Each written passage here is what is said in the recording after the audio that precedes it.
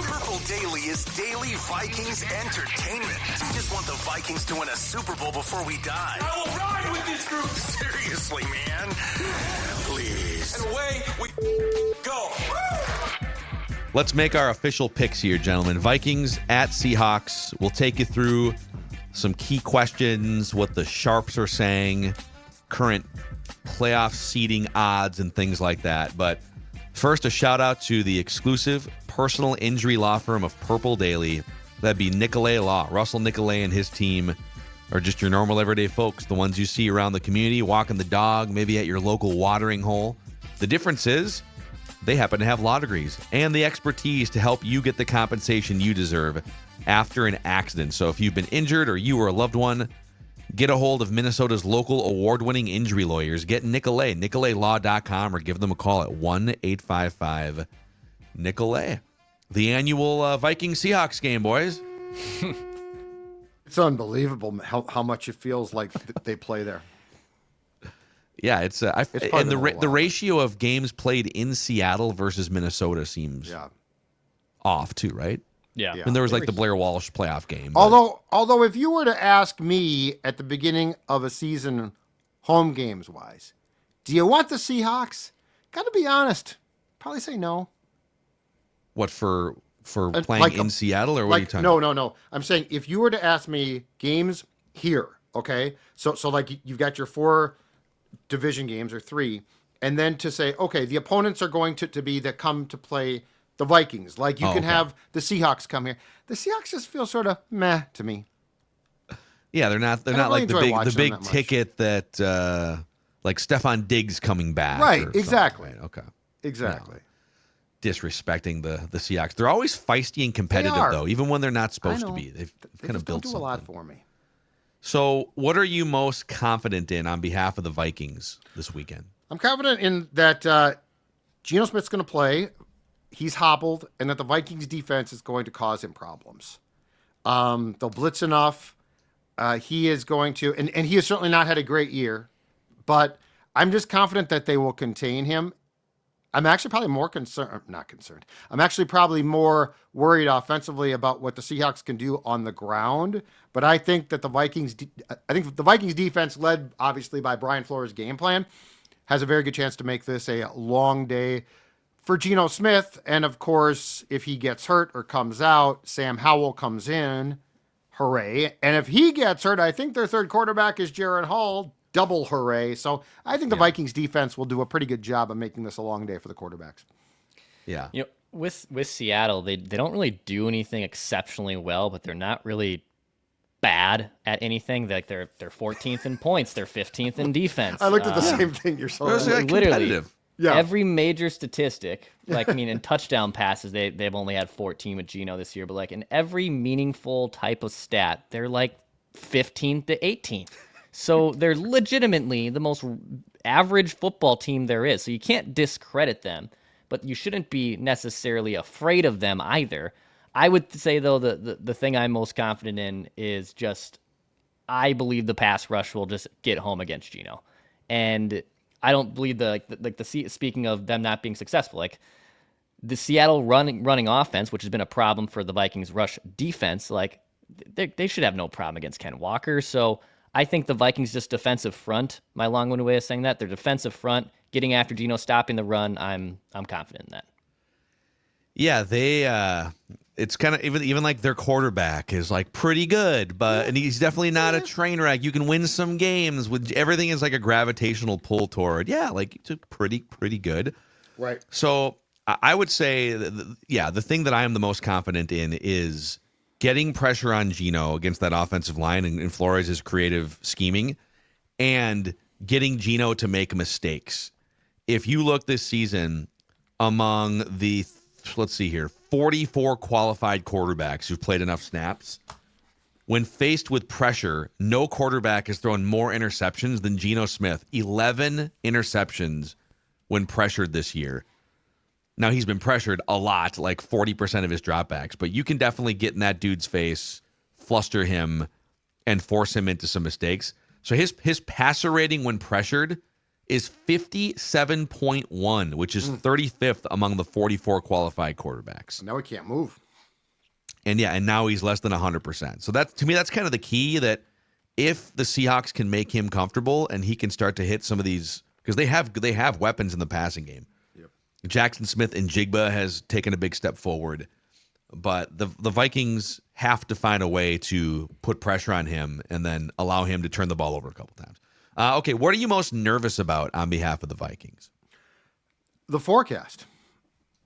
So December in Seattle, as Phil knows, having lived there for a few years, and he's back now, folks. So if you're just curious about that, Phil has visiting for the holidays. Here. Oh, no, I'm not sure about that. Very excited. 60% chance of rain, and here's why. So cold, damp, rainy. Turnovers. Turnovers have been a bugaboo. Now, of late, knock on wood, the Vikings have improved there.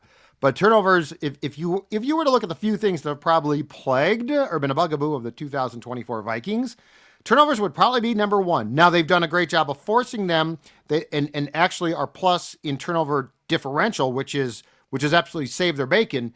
But I would be lying if I said I had no concern about fumbles, more so than picks. Sam Darnold gets hit, ball is wet. Aaron Jones has been better of late, but I just think cold, rainy, damp, all of those things. I'm actually more concerned about that than the Seahawks themselves. Yeah, I would say weather is a concern, and then just the Vikings tripping over themselves. And they're on a 7-game winning streak. They control their destiny by winning out here, most likely. And if they are to fall here on the road against Seattle in a hostile environment, this is not a trap game. Like, I don't label going to Seattle against a 500 team a trap. Like, this isn't trap game material here. You're playing on the road in a hard place to win, especially late in the year. So I would say, to Judd's point, the turnovers are a thing, but just self-imposed mistakes. I feel like this will be a low-scoring game. I know we'll make our picks. Like, I would bet the under personally in the over-under for this game. I would take the under for it. But just the Vikings playing sloppy and sloppy enough not to win. I would say a couple things make me a little nervous about this game. Number one, Kenneth Walker, although not having a great season and only averaging like 3.5 yards a carry, looks like he is coming back from that calf injury. So they are going to have Kenneth Walker and Zach Charbonnet. It should help a running game that hasn't been all that great, but you can get the Vikings on the ground a little bit lately. Vikings on the season have one of the best run defenses lately, especially without Ivan Pace. There's been some leaks there. So I would just say that's something to keep an eye on. And then the biggest thing for me is just the way that this is a schedule loss more than anything if it happens. It's a short week, so the Seahawks get an extra day to prepare. Seahawks were home last week, so they're just hanging out at home all week.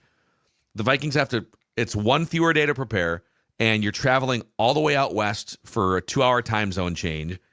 And the Seahawks are playing their last home game of the season, tied for the division lead record-wise with the Rams. They have to win these games to make the playoffs. Right. The Vikings have clinched the play. So it's like, the Vikings are going for the division title and the 1 seed, but the Seahawks are literally playing for their playoff lives this week, last home game, and then the Bears, and then maybe a showdown for the division against the Rams in week 18. So short week, travel, desperate Seahawks, not the best trio of things to line up here. Mm-hmm. Is anyone playing or coaching for their job this weekend? Vikings-wise, I would say no. I think they're pretty much set. Seattle-wise, I have no idea, but I would guess Gino kind of is. I mean, Gino's got one more year left on his deal. And That could be. But from a Vikings perspective, I think that they are pretty well set now with because we talked about the offensive line forever. I think that's set now. So no, I would say no, that there is no one's job in jeopardy. Gilmore, it looks like he will be back most likely for the game, which is a good sign. He's full participant. I won't say someone's playing for their job, but in a different way, is Dwight McLaughlin forcing the Vikings to play him? I mean, he played pretty admirably, and I know it was kind of meaningless snaps in garbage time in the fourth quarter, but he's someone that has now risen up a little bit. They trust him to be out there. is I don't know if Dwight McLaughlin is playing for his job, but he on the inverse side, is he forcing the Vikings to say, play me more, I'm worth playing. Yeah. I think he's someone to maybe watch, or just the fringe cornerbacks behind the starters. Are they playing for their job because Dwight McLaughlin gets some more playing time?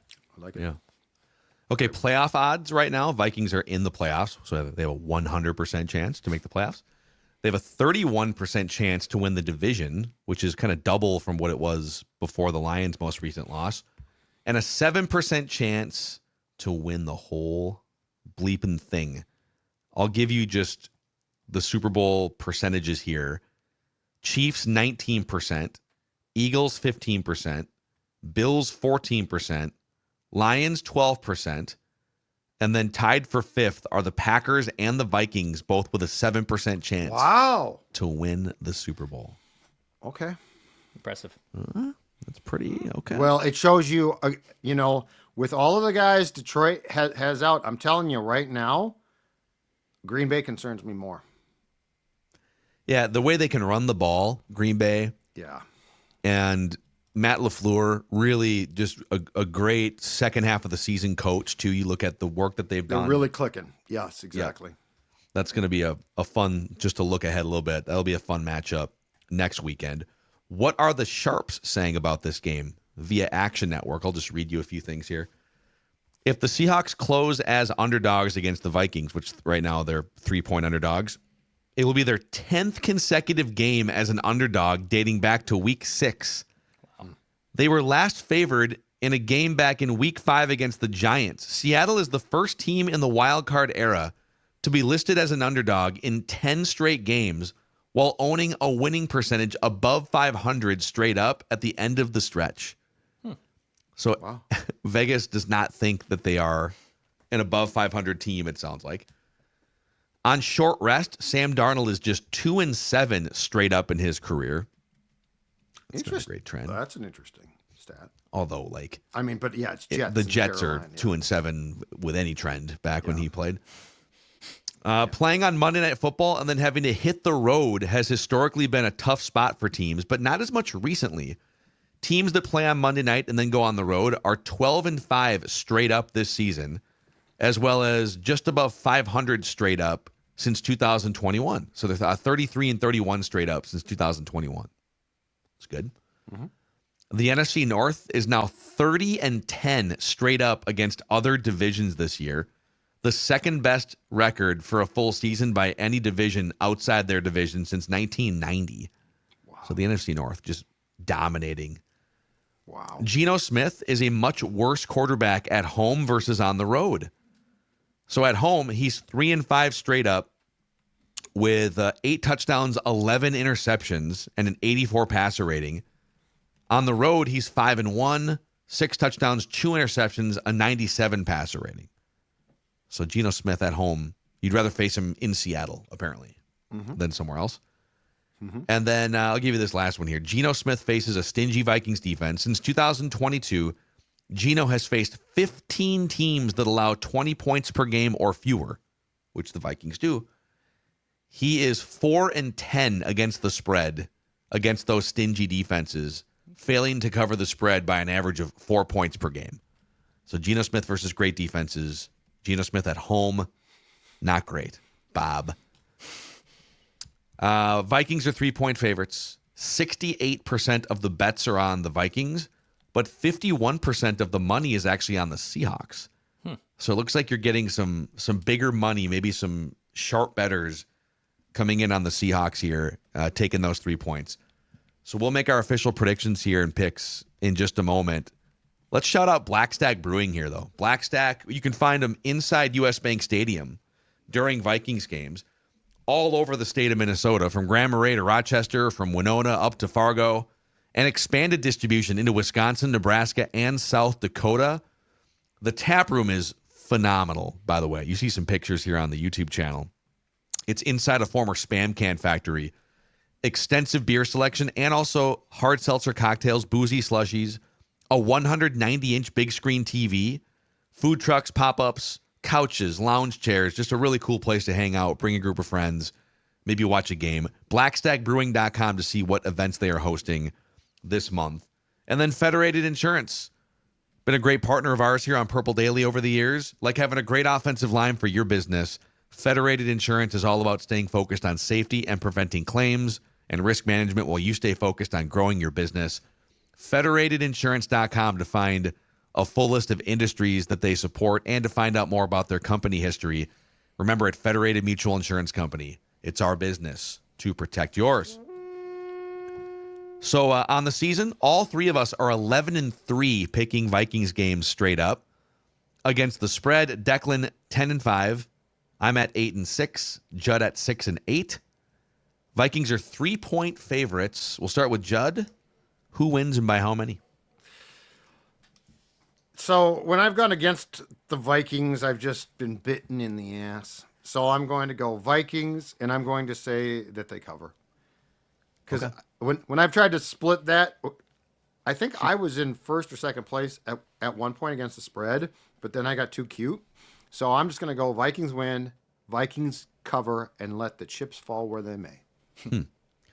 Yeah, like the 3 points, it's hard to thread that needle too much. I tried. It's like 3.5, you know. Yeah. Dumb. It's kind of tough, man. All right, Dex. Yeah, Vikings win and cover. Vikings win and cover here. I think this, again, will be a sloppier game. I think there'll be the classic Vikings gripping their remotes and like, why aren't we putting this bad team away? Well, the weather's going to be wonky. You're on the road.